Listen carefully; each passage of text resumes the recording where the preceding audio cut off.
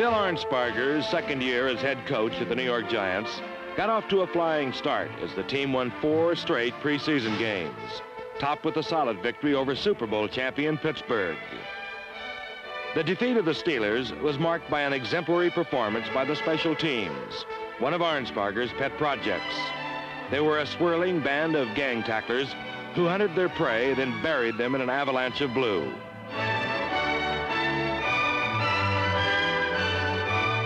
Even more gratifying to Arnsparger was the offensive line, which simply manhandled the famed Steel Curtain defense all day. On this August afternoon in Princeton's Palmer Stadium, a youthful New York team that included 23 first and second year men not only surprised powerful Pittsburgh, but their own fans as well.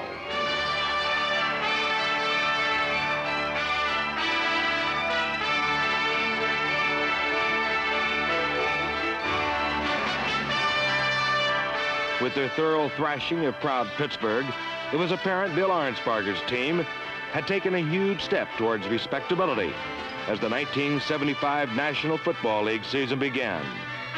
It was not enough to deny defeat for the fired-up Philadelphia Eagles. 3 times the Eagles beat the ball back into the face of Giant kicker George Hunt, and all 3 times it was middle linebacker Bill Bergey, number 66, who catapulted over mass bodies to flag down certain scores.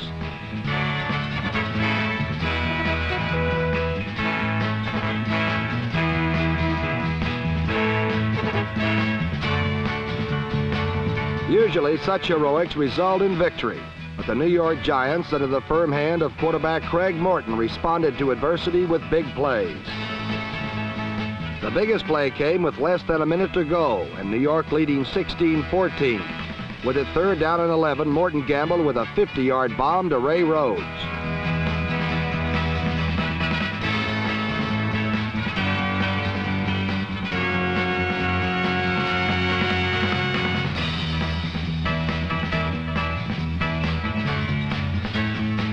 Bill Bergey was a fierce competitor to the final whistle, as witnessed by a futile try to block a meaningless extra point.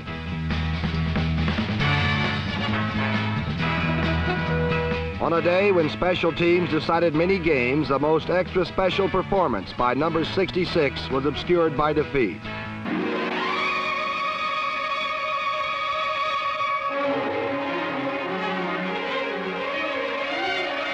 In the season's opener in Philadelphia, the special teams again excelled. Bob Schmidt's shattering tackle set the tone for the entire game. The defense, led by linebackers Brad Van Pelt, Pat Hughes, and Brian Kelly, produced 3 sacks, a fumble, and 2 interceptions. Offensively, 2 touchdowns on the ground gave the New Yorkers a 2-point 16-14 lead, with only 55 seconds remaining in the game. Then came the key play. On 3rd down, Craig Morton, who had a fine day passing, surprised everyone in the ballpark with a courageous call.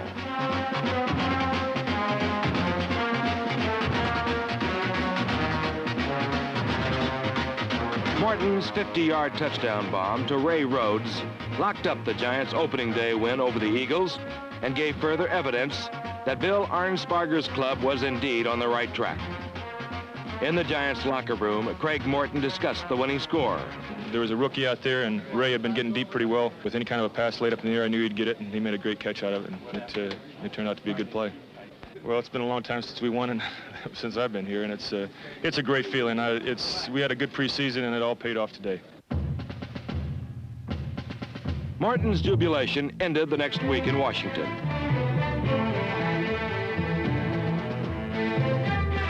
Giants quarterbacks were sacked 7 times in a lopsided defeat that vividly demonstrated the team still had a long way to go.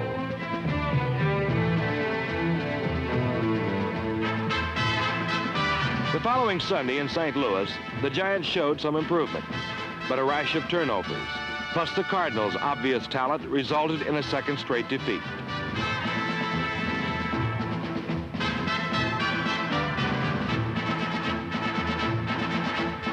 Against Dallas in the season's 4th week, the Giants played their first game in New York City after an absence of 2 years. Remarkably, the Shea Stadium opener was the first professional visit to New York for 31 players on the roster, and they celebrated by giving the undefeated Cowboys fits. Late in the game, the Giants went ahead when Doug Coder swept the left flank of the Doomsday defense for a touchdown. A huge upset seemed in the making. New York now led Dallas 7-6. With the Giant defense playing the game of their lives, it was now up to the offense to control the football.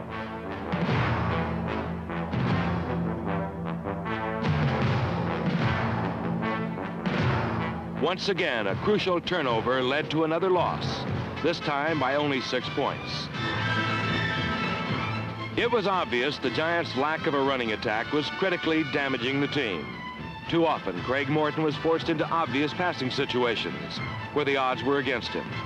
The Dallas defeat was painful in itself, but it also confirmed a weakness that would plague the Giants all season. The New York Giants hadn't played in New York in 2 years, and amazing as it seems, all but 12 Giants were playing their first game ever in New York. The Giants' adopted home for this season is Shea Stadium, where even a bottom-ranked defense has a chance to make the opposition's offense disappear. Surprisingly, the youthful Giants of the Shea Stadium Dust Bowl gave Roger Staubach and the Cowboys offense their roughest day so far this season. The first touchdown of the game was set up by a screen pass from former Cowboy Craig Morton to running back Joe Dawkins, number 26.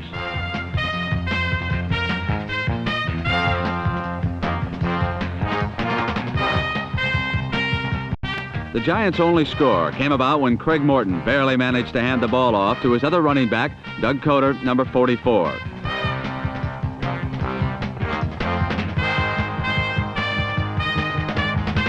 The Giants led 7-3 late in the third quarter, and it looked as though they might be able to steal a victory from the punchless Cowboys. On a crisp Monday night in Buffalo, before a national television audience, the Giants faced O.J. Simpson and the undefeated Bills. Once again, New York played tough on defense, holding Simpson to his lowest rushing total of the year. The incomparable O.J.'s longest run was merely 13 yards, as he was constantly swarmed under by the charged-up Giants.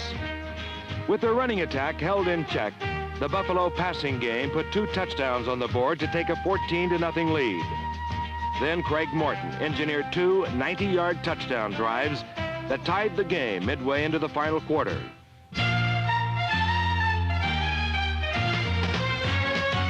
With time running out, Morton snapped off a precision pass to Ray Rhodes for a long gain that set up a field goal attempt by George Hunt. With 37 yards and a post-midnight overtime staring him in the face, Hunt calmly kicked the clutch field goal that beat the Bills. It ended Buffalo's undefeated status and gave the Giants a stirring come-from-behind victory. Number 63, Captain Doug Van Horn's record-setting helmet toss ignited a wild on-field celebration appropriate for the most exciting and widely witnessed Giant triumph in a long time.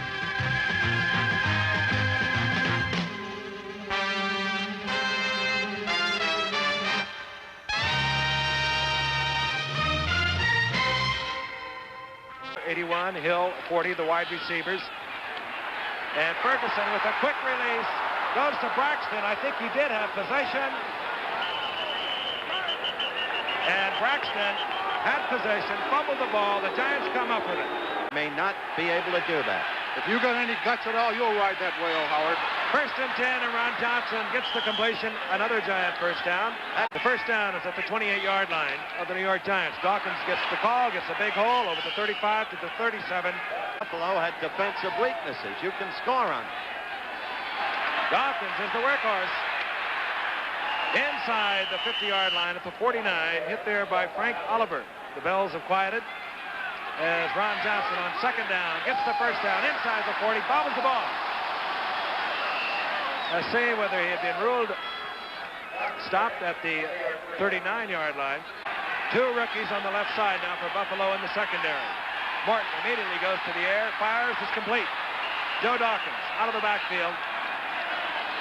And Dawkins picks up another Giant first down. Getting close to the 2-minute warning. Martin. Touchdown, New York. We got a ball game. Ray Rhodes, the second-year man out of Tulsa, takes the touchdown pass from Craig Morton. Play action fake. Ferguson to the air and is picked off, underthrown, and number 39, the tight safety, Clyde Powers, comes up with it for New York. 3rd down and 1. Big play for New York. Play action fake, and Morton going for all of it. He has Dawkins. Had it, gave it away. The Giants got it.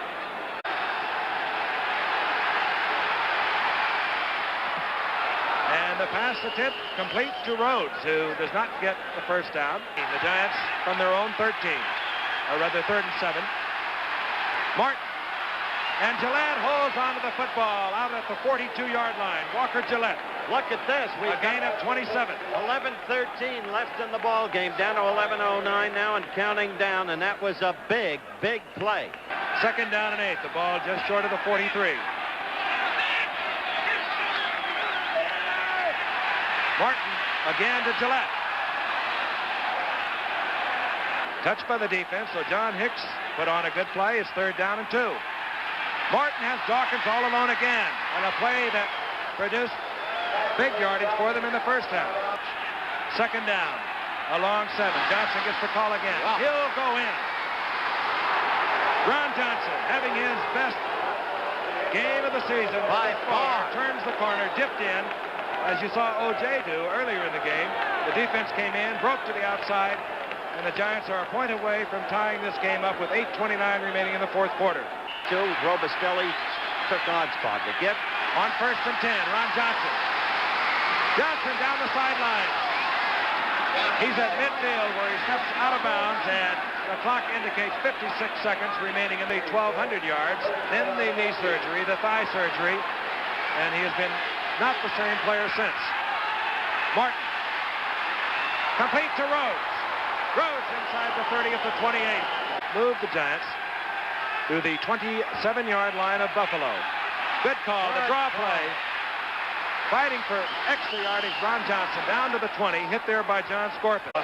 He went down and talked George Hunt into coming out of retirement, and with 9 seconds remaining, George Hunt can win a football game with a 37-yard field goal. And he has put the Giants up front 17-14.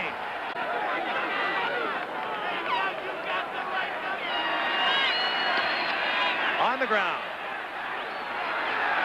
Taken there by Schnarr. Or rather, Vic Washington. Vic Washington, clock ticks away. O.J. Simpson finishes the night with 126 yards. The Giants win it 17-14. A very delighted head coach, Bill Arnsparger. The next week, however, in rainy Shea Stadium, the only bright spot came when blitzing Pat Hughes handed the Cardinals' well-guarded Jim Hart his first sack of the season.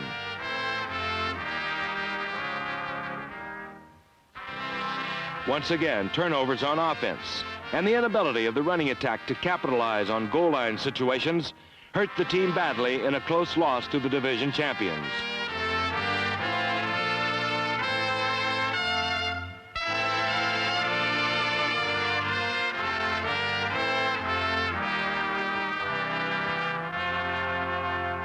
Cardinals snuck up on many teams because, unlike the Rams and Redskins, they were not regarded as contenders, much less champions.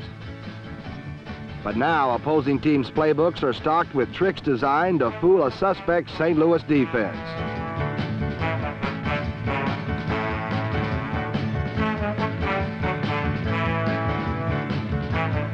Even though they hit hard and often, the Cardinals' defense leaks.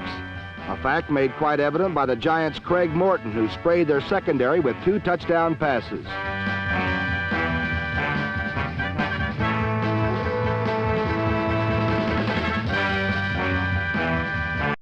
But St. Louis usually outscores their defensive mistakes. Pat Hughes, number 56. but Hart's superb protection and deep drop allow him. 6 days later, the Giants retaliated with a 5-touchdown explosion that beat San Diego. Joe Dawkins ran for 2 scores, and Craig Morton hit 18 of 26 for 2 more, as both teams traded touchdowns in a scoring spree.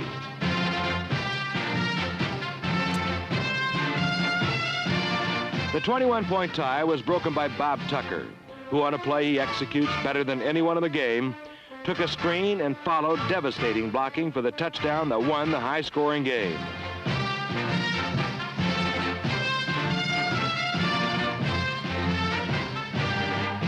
Despite their problems, New York was only 1 game below a 500 record at the halfway point in the season.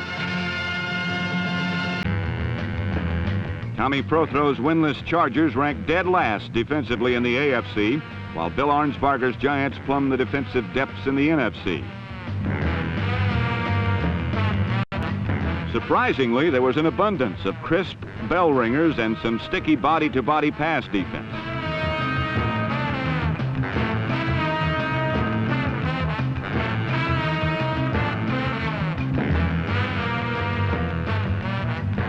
At UCLA and Oregon State, Prothrow saw 2 of his quarterbacks, Gary Beban and Terry Baker, win Heisman trophies mainly on their running ability.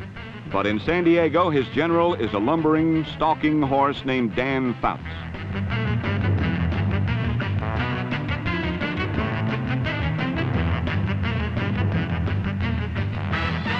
Prothrow's offense blends nicely with his defense, for it also ranks at rock bottom. But against the Giants, they unveiled rookie Ricky Young, number 34, who may become the winged replacement for injured Don Woods.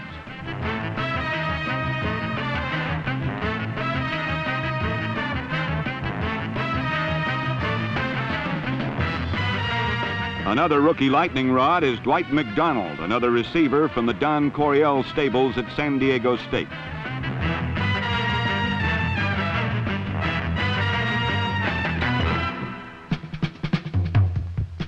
Even though Prothrow dieted off 65 pounds last summer at Duke University, he still smokes 4 packs of cigarettes a day. That figure may yet grow to 8 packs as the pressure of coaching a talented but young defense mounts. A case in point is number 1 draft choice Gary Big Hands Johnson, number 72, a swift tackle from Grambling whose play drifts between that of a seasoned pro and the rookie that he is.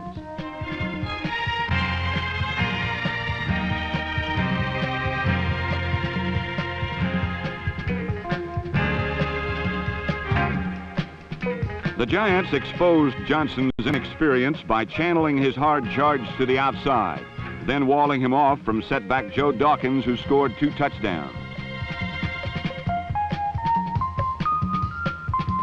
Both of Dawkins' touchdowns resulted from exquisite interior blocking by the Giant line. Guard Carl Chandler, number 61, and center Bob Hyland cross-blocked the Charger defensive tackle. This exchange of assignments created a vacuum in the middle and a clear route to another 6 points for Dawkins.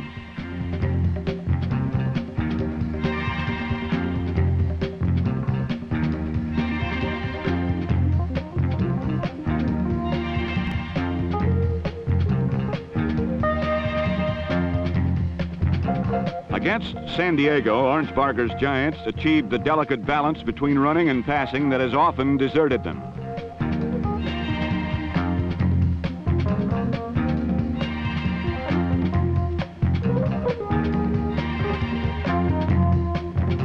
The Giants nicely coupled the speed of outside receiver Ray Rhodes with the inside bite of tight end Bob Tucker, number 38.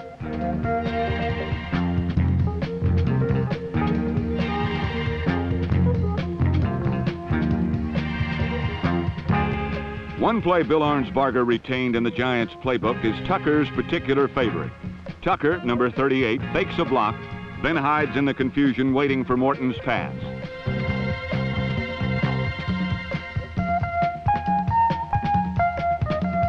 Fronted by number 74, John Hicks, who uprooted cornerback Danny Colbert, number 46, Tucker scored easily. On a day when defense was bound to lose, it did, as New York outgunned San Diego 35-24. Next, George Allen and the Redskins came to town for a rematch. But this time, the Giants' defense, led by rejuvenated Jack Gregory, wreaked havoc on 2 Washington quarterbacks. The superlative effort by the defense, which produced a fumble and 3 interceptions, was well appreciated by Giant fans who saw their team take a 6-point lead over highly favored Washington late in the second half.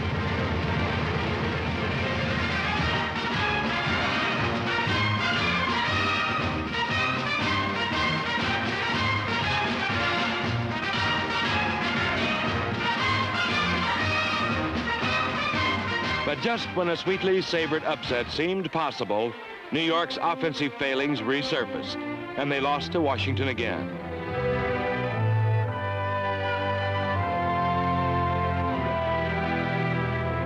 Thus began a sorrowful succession of defeats that tested the mettle of Giant players, coaches, and fans alike. With alarming frequency, the offense would penetrate inside their opponent's 10, then blow the scoring opportunity completely. Part of the slack in the Giants' running game has been picked up by number 44, Doug Coder. But it seems that new blood is needed in the New York backfield for next season. Giants and the New Orleans Saints had not combined for only 5 wins this season without plenty of good reason.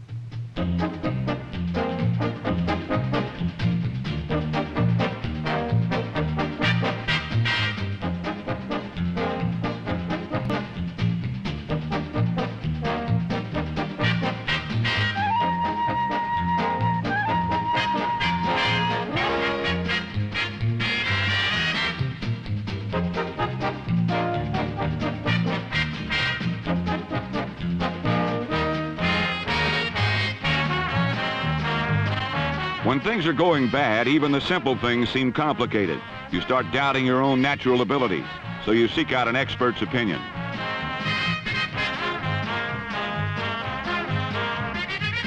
Number 29, Maurice Spencer, got a clean bill of health from his optometrist, but then his problems got worse after he caught the ball.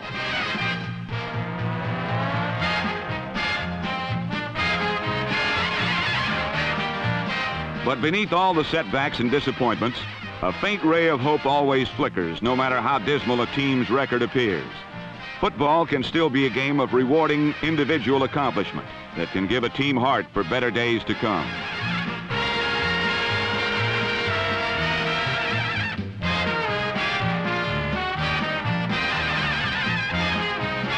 Rookie Rondy Colbert scored his first NFL touchdown as New York took the lead and doomed St. Archie Manning to yet another afternoon of scrambling catch-up football.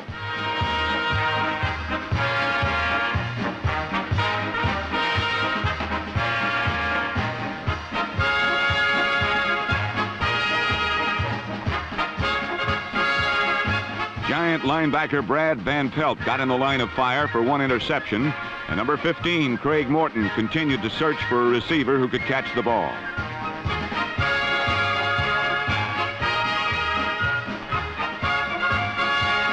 Ray Rhodes finally found a handle on the slippery little devil, then jumped up and outmaneuvered the beleaguered Maurice Spencer for a Giant touchdown.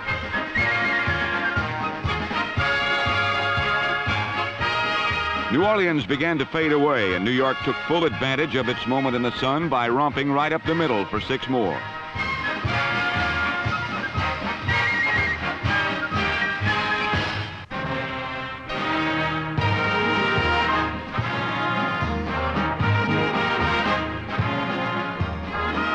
A repeat reveals a perfectly executed cross block at the point of attack by number 61, Carl Chandler, who kicked out, and Doug Van Horn, number 63, who sealed inside. Quick Doug Coder popped through clean to help stock a 28-14 New York victory over New Orleans that did nothing to change the NFL's basic law of survival. Only 8 teams prepare for the playoffs, while 18 others sit by and wonder where they went wrong.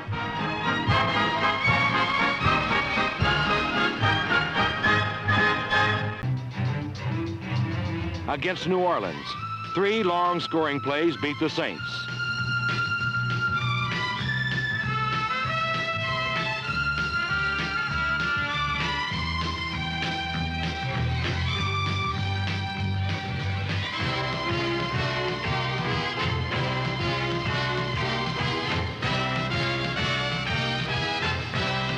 On the season's final week in San Francisco, all three team units shifted into high gear.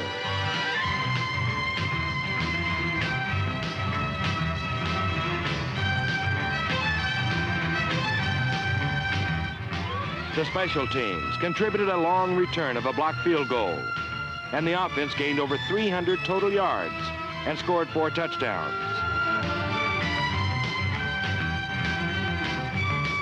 The defense, a strength all season long, signaled the end of the schedule with a sterling performance against the 49ers.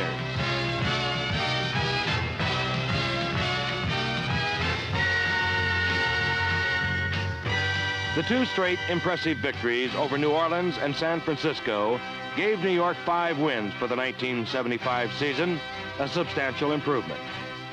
On a club dominated by 23 first and second-year men, there is much to be optimistic about for the immediate future. Number one problem for New York has been the lack of a power runner to take advantage of their skills. At long last and considerable expense, the Giants have the fullback they've been seeking.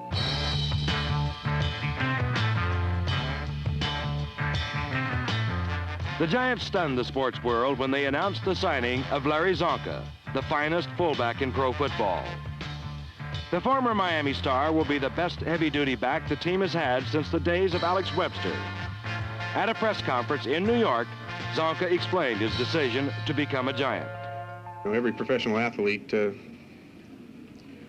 has to like the idea of coming to New York. It's the center of the media, and the media is a great ingredient in what professional athletics are today. I did not enjoy sitting watching the Miami Dolphins finish the season on the tube. I didn't enjoy being out of football at all.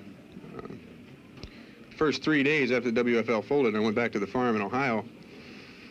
I thought felt pretty good not to have any responsibility of the season, but the 4th day was Sunday, and I got to watch a lot of the fellows I've played football against on the set, and there was no question in my mind after that what I want to do. I've watched very limited film on the Giants. I've just watched what I am interested in principally. First off, being an offensive running back is the offensive line. What I've seen of the offensive line films was pretty impressive, much better than what I had thought. But at this point, mine's not to question why, but to work with the offensive line with Coach Arnsparger and to put my best efforts forth in what he has in mind towards a running game. That running attack will now feature the premier power runner in the NFL, a man many feel is a throwback to the great Bronco Nagurski, both in style and strength.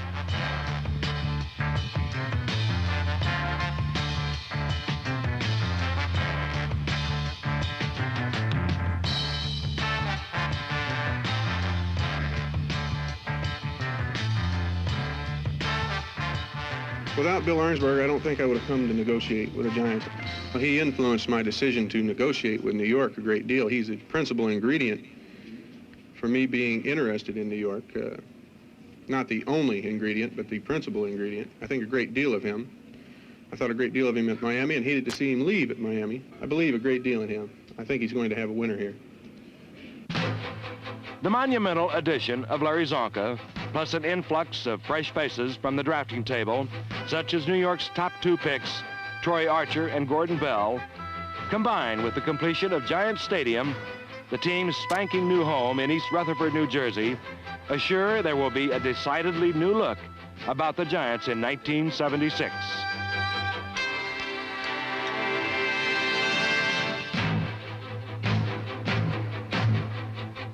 A mere 10 minutes from the Lincoln Tunnel and located closer to the Empire State Building than either Yankee Stadium or Shea, the lavish new edifice just across the Hudson River is brought even closer to the heart of the city by a network of major highways. With plenty of parking for 20,000 cars and 400 buses, the stadium features a wide escalator and gradually sloping twin access ramps at each of the 4 corners. Inside, there will be 76,500 red and blue theater seats, flanked by 2 computerized scoreboards. Since this is a stadium built exclusively for football, Giant fans will be closer to the field and closer to the action than any sporting event on the entire East Coast.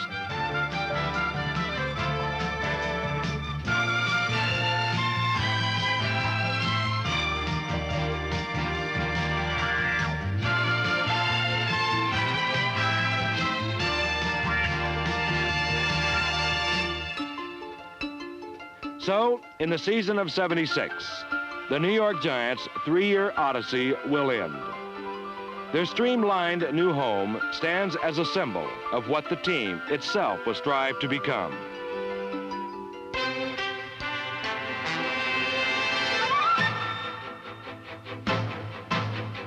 The front office, coaching staff, and players alike are pledged to bring a winner to Giant Stadium, and they believe the foundation is there. One has to look no further than the past season to the success of the Baltimore Colts, who soared from 2 wins to 10, plus a spot in the playoffs in a single year.